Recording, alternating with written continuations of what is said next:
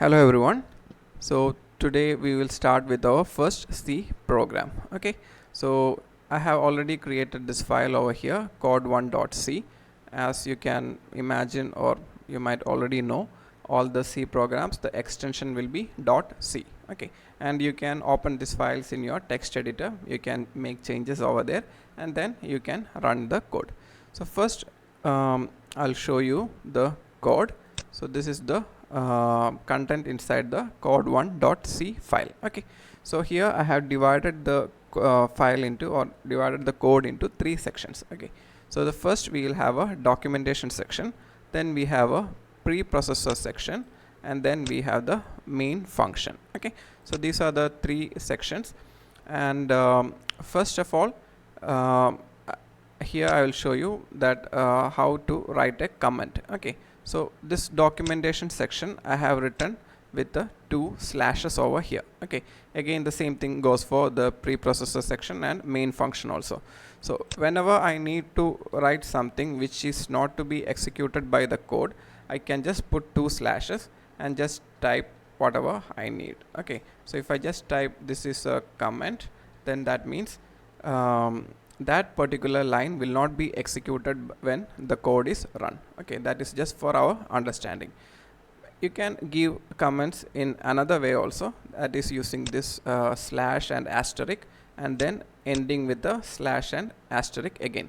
For example, if you need to write some sentence, some description about your code, or you have to give other details etc regarding your code, then you can use this kind of commenting. Okay, so it's always good practice to comment your code, and trust me, if you are writing a code now and if you are opening it after 1 month, you yourself will not be able to understand why you have written certain things the way they were written. Okay, so it's always best to give comments so that the future you or someone else who is going to read your code can easily understand what the code is about. Okay, so always keep that in mind, always use comments. Okay, and now again this preprocessor section, that is also written as a comment, and here I have a line called hash include stdio.h. okay, so this stdio.h is a file or a header file as is known in C, and this file contains some functions which we will be using in this particular program, okay, or code. So for example, this particular function printf, okay, so that function is defined inside this file. Okay, we are not going to go into further details about that, but always keep in mind, whenever you are writing a C program, it must contain hash include stdio.h. okay, so that's the first thing you have to keep in mind. Okay, then what you need to write is, we have to write the main function. Okay, so the main function can be written as int main bracket. Okay, there are other ways to write this also, but as I said, we are not going to go into details at this moment. We will be learning about all that in the coming videos, but not for now. So if I write int main, that just means this main function is going to return some integer value. Okay, so that's just the a crude meaning of the line int main, and your C program always has a int main function. Okay, so you write int main, then some 2 brackets, and then whatever code you are going to write inside the main function, it should be enclosed within curly brackets. Okay, so it's always good practice to put the curly bracket below the int main and then have a tab so that it's readable, and then you can close once your main function is over. Okay, and here inside the main function, what we are doing is, we are giving a command printf. Okay, so printf command, what it does is, it just prints the value that is given inside this bracket onto the screen. Okay, that's what we call printf for. Okay, so here you can see we are writing, or we are printing hello world and a exclamation mark. Okay, and that should be given in double quotes. Okay, because it's a string, and what we'll learn what a string is but for the time being just see that, or just understand that you have to give a double quotes and then write hello world and a exclamation mark. Okay, and then if you notice there is another thing called slash n over here. That just means a new line character. Okay, or that means the cursor will go to the next line. Okay, I will show you an example so that it's more understandable.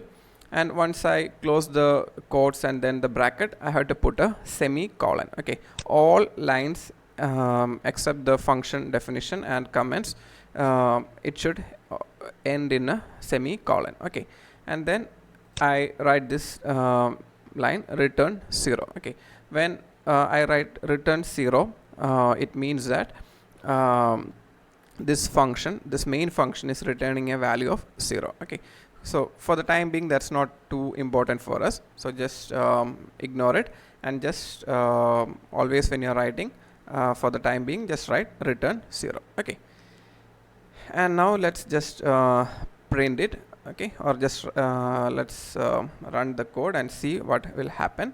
So here I'll just go back to the terminal, and if you are on Linux, you can just run the code using gcc and then code1.c. okay, so now when I run it, nothing really happened actually.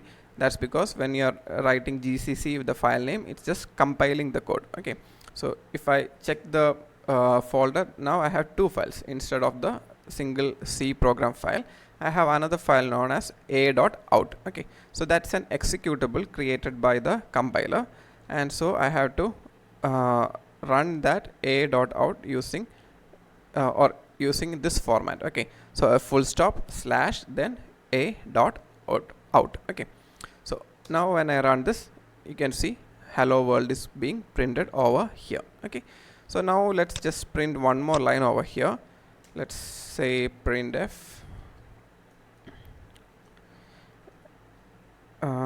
the first line, or I have to start with the quote actually, so double quote, and then I had to close the bracket, and then I had to put a semicolon over here. So let's just say hi again. Okay, so hi again, and just let's save the file, and then let's run it again. So again I compile the code, and then I just run this a.out. okay, so here you can see hello world, then hi again, and then this thing over here. Okay, this cursor or the blinking thing over here, it didn't go to the next line. Okay, so it came right after hi again itself. Okay, so that's what this slash n does. Slash n always makes your text, or makes the cursor go to the next line. Okay, so if I'm removing new line from there, and then I'm adding new line over here, so slash n, that's the new line character.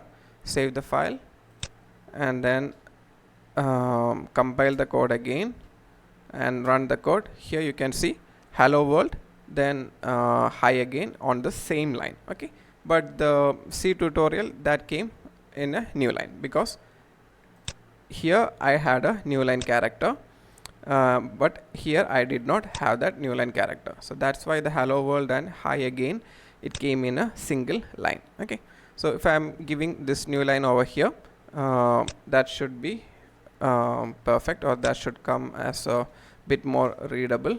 So okay, now I can see hello world, new line, hi again, new line. Okay, so always keep that in mind also. Your printf statements, it's always best to end that with a new line character. Okay, unless or if you have a good reason not to put a new line character there, you don't have to use it.